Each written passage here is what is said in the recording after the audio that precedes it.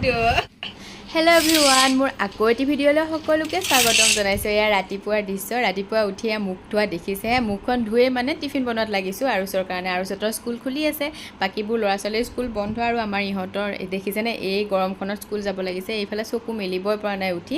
তাক মই কেইটামান ভাত খুৱাই পঠিয়াওঁ ৰাতিপুৱা আৰু খুৱাই মেলি পঠিয়াই কাম বন কৰি আজৰি হৈ এয়া পূৰা চাহ একাপ খাবলৈ লৈছোঁ আৰামছে। আৰু এইফালে ইহঁতো উঠিলে, বাপেক পুতেক পূৰা শুই আছিলে। উঠাৰ পাছত মই তাক ড্ৰাই ফ্ৰুটছ অকণমান খাবলৈ দিছোঁ, দি এয়া ব্ৰেকফাষ্ট বনোৱাত লাগিছোঁ। আৰু আজি ভাবিছোঁ কিনোৱা বনাওঁ।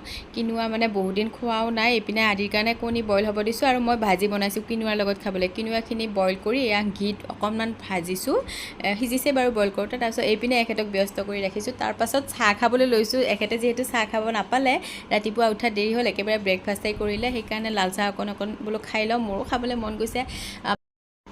আৰু চাহ খাওঁতে দেখিছেনে নৰটংকি দুয়োটাৰে, সি কেৱল বাপেকৰ লগত লাগি থাকিব লাগে। আৰু চাহ খাই পোনে পোনে ভাত পাতিব আহিছোঁ, মানে দেৰি হৈছে যিহেতু ল'ৰা স্কুলৰ পৰা আহিব হৈছে। দাইলতে ঔটেঙা, কঁঠালগুটি, আলু চব দিছোঁ। কালিৰে মানে মাছ মাংস চব আছে, সেইকাৰণে বেঙেনা ফ্ৰাই কৰিছোঁ বেচনত। আৰু ভাত খাই ল'ৰা বেডমিণ্টন যাব ওলালে। আজিলৈ আহিছোঁ দে, বাই।